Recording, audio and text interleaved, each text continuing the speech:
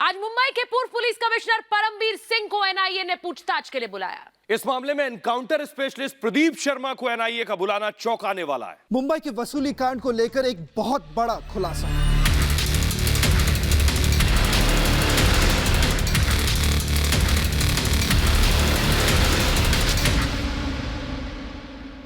आज सबसे बड़ी चीज ये कि परमवीर को एनआईए ने बुलाया। क्या लग रहा है परमवीर को आखिर क्यों बुलाया गया एनआईए में? देखिए, आखिरकार जब परमवीर सिंह वहां के मुंबई पुलिस कमिश्नर थे और सचिन वाजे वहीं पे जाते थे, सचिन वाजे वहीं पे मीटिंग करते थे, कई सारे सवाल आज यही उठ रहे हैं कि आखिरकार जो मीटिंग्स हो रहे थे वो मीटिंग्स किसके साथ हो रहे थे और परमवीर सिंह को वो पता था कि नहीं, इसीलिए आज परमवीर सिंह को बुलाया गया है। और परमवीर सिंह ही सचिन वाजे को लाए। ये तो अब चिट्ठी भी सामने आ गई कि वापस जो निलंबन के बाद वापसी हुई वो परमवीर सिंह के कहने पर। सुचारिता, पहली बार ऐसा हुआ है कि जब नए मुंबई पुलिस कमिश्नर साफ तरीके से कहते हैं कि सचिन वाजे joint commissioner crime Milind Bharambe को रिपोर्ट नहीं करते थे, डीसीपी क्राइम को रिपोर्ट नहीं करते थे और डायरेक्ट लाइन था। और डायरेक्ट लाइन किसके साथ? एक assistant police inspector direct line रखते मुंबई पुलिस कमिश्नर के साथ। सवाल जरूर उठेगा कि आखिरकार परमवीर सिंह को यह पता नहीं था कि किस तरह की मीटिंग्स हो रहे थे, किन किन लोगों से मुलाकात हो रही थी, ये सवाल उठाए जाएंगे। लेकिन इसके अलावा परमवीर सिंह खुद हेडक्वार्टर में बैठे थे। सचिन वाजे, सारे बड़े केस सचिन वाजे के पास आ रहे थे, चाहे वो एंटीलिया केस हो, टीआरपी केस हो या मनसुख हत्या कांड हो, सारे केस सचिन वाजे के पास आना सवाल खड़े करते हैं। न सिर्फ इतना बल्कि उनके हेडक्वार्टर के अंदर स्कॉर्पियो भी खड़ी थी, ऑडी भी खड़ी हुई थी। देखिए, जो आज दस्तावेज हमारे हाथ में लगी है उसमें साफ तरीके से वो कह रहे हैं कि 17 साल बाद एक अफसर आता है और उसे सबसे इंपॉर्टेंट काम दिया जाता है, वो है सीआईयू के इंचार्ज बना दिया जाता है। दूसरी बात है, इस दस्तावेज में साफ तरीके से वो कह रहे हैं कि joint CP crime, joint CP admin दोनों ने मना किया कि सचिन वाजे को इंचार्ज मत बनाइए। इसके बावजूद परमवीर सिंह सचिन वाजे को सीआईयू के इंचार्ज बनाते हैं और उसके बाद कई सारे ऐसे मीटिंग्स होते थे जहां पे डायरेक्ट मीटिंग होते थे। परमवीर सिंह और सचिन वाजे दोनों साथ ही साथ मीटिंग करते थे। डीसीपी क्राइम या परमवीर सिंह के जॉइंट कमिश्नर के साथ कोई मुलाकात ही नहीं होती। तो इसलिए सवाल उठता है कि आखिरकार परमवीर सिंह और सचिन वाजे क्या करते थे, क्या मीटिंग्स होती थी। आज एनआईए ने पूछताछ के लिए एनकाउंटर स्पेशलिस्ट प्रदीप शर्मा को बुलाया। प्रदीप शर्मा अब इस वसूली कांड में एक नई एंट्री है, लेकिन उनकी एंट्री क्या सचिन वाजे और परमवीर सिंह के लिए नहीं है? क्योंकि ये एक गठजोड़ क्या रहा है शवन? देखिए, एक बहुत बड़ा ट्विस्ट है इस पूरे मामले में। मनसुख हिरेन हत्याकांड में एक बहुत बड़ा ट्विस्ट है, वो है प्रदीप शर्मा वाला ट्विस्ट। क्योंकि कहीं ना कहीं जिस तरह से एटीएस की इन्वेस्टिगेशन पे साफ जाहिर हो रहा है कि कुछ ऐसे मीटिंग्स हुए थे, 2 तारीख मार्च को कुछ ऐसे मीटिंग्स हुए थे। प्रदीप शर्मा और सचिन वाजे दोनों मिलते हैं सीआईयू हेडक्वार्टर्स के अंदर। वो मीटिंग करीबन 1 घंटा चलता है और उसके बाद कई सारे चीजें होते हैं। तो इसलिए सवाल ये उठाया जा रहा है वो मीटिंग किसके साथ हुआ था और क्यों हुआ था। उसके बाद क्या प्रदीप शर्मा और सचिन वाजे किसी और से मिले थे, वो पता करना बहुत जरूरी है। लेकिन बड़ी एक चीज ये भी इसी बात से मैं जोड़ूंगा कि अगर पुलिस हेडक्वार्टर में खुद एनकाउंटर स्पेशलिस्ट प्रदीप शर्मा सचिन वाजे से मिले तो क्या परमवीर सिंह को इस बारे में जानकारी नहीं थी? देखिए, सवाल ये उठता है कि आखिरकार ये 2 इंसान, 2 शख्स, सचिन वाजे और प्रदीप शर्मा, ये कौन है और ये परमवीर के साथ इनका क्या लिंक है। आप ये देखिए कि प्रदीप शर्मा को वापस लाया गया थाने में, एंटी एक्सटॉर्शन सेल का पूरा रिस्पॉन्सिबिलिटी दिया गया। ये आखिरकार किसने दिया था? परमवीर सिंह, जब वो खुद थाने पुलिस कमिश्नर रह चुके थे। सचिन वाजे वापस आते, 17 साल के बाद आते, उन्हें लाया कौन जाता? परमवीर सिंह उन्हें लाते हैं। तो कहीं ना कहीं दोनों के बीच में कोई ना कोई कनेक्शन जरूर होगा, जिसके कारण आज देखा जा रहा है जिस तरह से पहले परमवीर सिंह को बुलाया जाता है क्वेश्चनिंग के लिए और उसके बाद प्रदीप शर्मा पहुंचते हैं। और यह भी कहा जा रहा है प्रदीप शर्मा जब एनकाउंटर स्पेशलिस्ट रहे तो जिस टीम के साथ वो काम करे उस टीम में सचिन वाजे एक अहम हिस्सा निभा चुके हैं, उन एनकाउंटर्स में अहम हिस्सा निभा चुके हैं जो प्रदीप शर्मा ने किए। और सिर्फ प्रदीप शर्मा और सचिन वाजे नहीं, विनायक शिंदे की बात करना बहुत जरूरी है क्योंकि विनायक शिंदे आज एनआईए की कस्टडी में और वही एनआईए में कस्टडी में उन्होंने साफ तरीके से ये कहा कि प्रदीप शर्मा की बात करें क्योंकि प्रदीप शर्मा के साथ वो काम कर चुके हैं। लखन भैया के मामले में उन्हें कन्विक्ट किया गया था और यही आदमी पैरोल में निकल कर आकर सचिन वाजे के साथ मीटिंग करते। 2 तारीख और 3 तारीख को 2 ऐसे मीटिंग्स हुए जहां के मनसुख हिरेन और विनायक शिंदे और सचिन वाजे तीनों वहीं पे थे सीआईयू के हेडक्वार्टर्स के अंदर। इसीलिए आज कई सारे सवाल उठ रहे हैं। लेकिन इसमें आप कोई कनेक्शन देख रहे हैं? जो बात आपने कही कि प्रदीप शर्मा एनकाउंटर स्पेशलिस्ट, उनके बारे में बताइए। प्रदीप शर्मा कौन है ये बताइए। प्रदीप शर्मा के साथ खुद विनायक शिंदे भी काम कर चुका है। यही विनायक शिंदे अगर सचिन वाजे के लिए काम कर रहा है तो क्या इनमें तीनों में कनेक्शन है और ये जाकर जुड़ता है मनसुख की हत्या से? देखिए, ये निकालना बहुत जरूरी है एनआईए के लिए। आखिरकार प्रदीप शर्मा सीआईयू हेडक्वार्टर्स में 2 तारीख गए थे कि नहीं गए थे? अगर वो गए थे तो क्या था वो मीटिंग, वो पता करना बहुत जरूरी है। और सिर्फ एक मीटिंग की बात नहीं कर रहे हम, 2 तारीख को एक मीटिंग होती है, 3 तारीख को और एक मीटिंग होती है और 4 तारीख को भी एक मीटिंग होती है। तो ये मीटिंग्स जो हो रहे थे, सचिन वाजे, प्रदीप शर्मा और कई और दूसरे ऑफिशियल्स भी है जो मिले हुए थे। तो सवाल ये उठता है कि ये मीटिंग आखिरकार हुआ क्यों, और वो भी पुलिस हेडक्वार्टर्स के अंदर। एक फॉर्मर पुलिस अफसर आते हैं और कई घंटों तक मीटिंग का, तो सवाल जरूर उठेगा। अब ये नहीं पता कि वो मनसुख हिरेन को लेकर था या किसी और चीज के लिए, ये एनआईए को पता करना पड़ेगा। और सबसे बड़ी बात, मनसुख हिरेन की हत्या से 2 दिन पहले ये बैठक होती है। प्रदीप शर्मा पुलिस मुख्यालय, जैसे आपने कहा, वहां पर सीआईयू के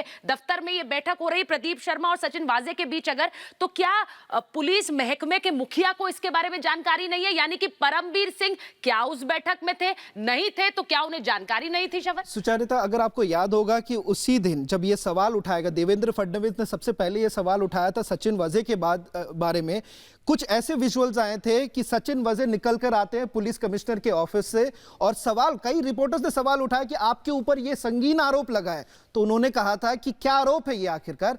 सवाल ये उठता है कि परमबीर सिंह के साथ वो जाते मिलता है और वो विजुअल्स में, ये हम नहीं कह रहे, आरोप हम नहीं लगा रहे, ये साफ तरीके से दिख रहा है कि सचिन वाजे निकल कर आते हैं परमबीर के साथ, सिंह के साथ मीटिंग करने के बाद। और ये एक मीटिंग की बात नहीं, और कई सारे ऐसे मीटिंग्स हुए और जो बाकी अफसर ने इसके बारे में कंप्लेन तक किया है। और ये ना भूले कि किस तरह से कई सारे लग्जरी गाड़ी, एक असिस्टेंट पुलिस इंस्पेक्टर, क्या वो एक मर्सिडीज बेंज को ला सकते थे? क्योंकि यही सवाल आज इस रिपोर्ट में उठाया गया कि जबकि उनके पास 3 सरकारी गाड़ी थे, इसके बावजूद कई सारे लग्जरी गाड़ी वो लेकर आते थे। कहा गया, ये इस रिपोर्ट में ये कहा गया है श्रवण, के किस तरह से सरकारी गाड़ियों का तो इस्तेमाल ही नहीं कर रहे थे, इन लग्जरी गाड़ियों में दफ्तर आ रहे थे, और ये क्या पुलिस महकमे के बाकी अफसर देख भी नहीं रहे थे? यही सवाल जॉइंट सीपी क्राइम से लेकर कई सारे सीनियर अफसर ने ये बात उठाई थी और कहीं ना कहीं परमबीर सिंह को इसका पता था, इसके बावजूद कोई एक्शन नहीं लिया गया। क्योंकि दस्तावेज से ये साफ हो जाता है कि 3 सरकारी गाड़ी होने के बावजूद ये लग्जरी गाड़ी आखिरकार सचिन वाजे के नाम पर नहीं, कई दूसरे बिजनेसमैन के नाम पर है,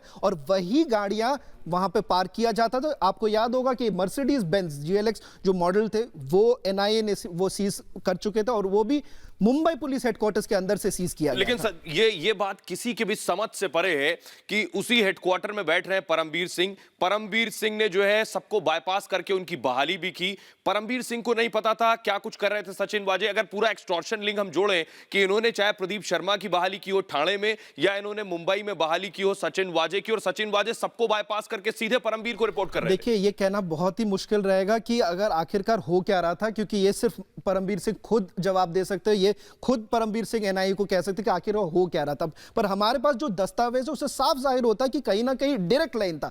परमबीर सिंह और सचिन वाजे जो साथ ही में बैठते थे, साथ ही में मीटिंग करते थे, और कई सारे सीनियर अफसर्स के साथ बातचीत भी नहीं होती। 9 महीने इस रिपोर्ट में साफ तरीके से उन्होंने लिखा कि 9 महीने जब सचिन वाजे मुंबई पुलिस हेडक्वार्टर्स में काम कर रहे थे, वो कभी भी डीसीपी क्राइम या जॉइंट सीपी क्राइम से बात नहीं करते थे, डायरेक्ट परमबीर सिंह से बात करते। तो सवाल ये उठता, अगर डायरेक्ट लाइन था तो क्या उन्हें पता नहीं था कि ये मीटिंग्स हो रहे हैं? सबसे पहले ये जो मामला, एंटीलिया वाला मामला, सीआईयू को क्यों दिया गया था? क्योंकि देखिए, महाराष्ट्र सरकार के एक जीआर के तहत कोई भी टेरर वाले मामले Maharashtra anti terror squad probe करती है, पर इस मामले में देखा गया था कि किस तरह से सीआईयू के इंचार्ज सचिन वाजे सबसे पहले वहां पे पहुंचे, गामदेवी पुलिस स्टेशन से वही स्कॉर्पियो उठाकर लेके गए। और हमारे पास जो जानकारी है, एक सीनियर अफसर, एटीएस के सीनियर अफसर जब स्पॉट पर पहुंचते हैं और वो कहते हैं कि वो गाड़ी हमें दिखाओ, सचिन वाजे खुद वो सीनियर अफसर से कहते हैं कि ये मामला हमारे पास है, आपके इसमें दखल अंदाजी करने की कोई जरूरत नहीं है,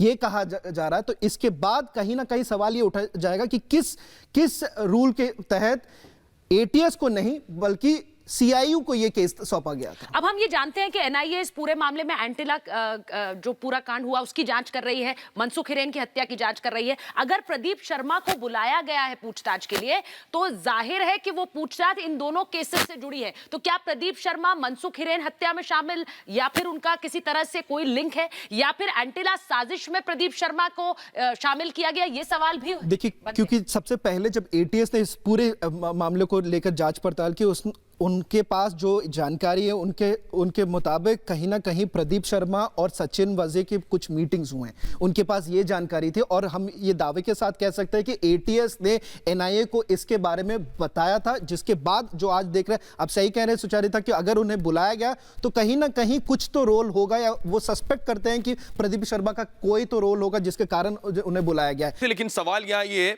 कि प्रदीप शर्मा कौन है, क्योंकि प्रदीप शर्मा का अपना इतिहास एनकाउंटर का रहा है। प्रदीप शर्मा बाहर भी रहे हैं, उसके बाद उनकी बहाली हुई, कैसे खुद विनायक शिंदे पर जो है हत्या का आरोप और उसके बाद विनायक शिंदे को उम्र कैद की सजा हुई। ये पूरा लिंक है, मुझे लगता है ये एक्सटॉर्शन के साथ साथ ये जो मर्डर के चार्जेस हैं ये सब आपस में लिंक्ड है। ये कहना बहुत जरूरी है सुचारिता और सोहेल, क्योंकि कुछ ऐसे इंटरव्यूज परमबीर सिंह ने खुद दिए जो अभी सबके पास हैं।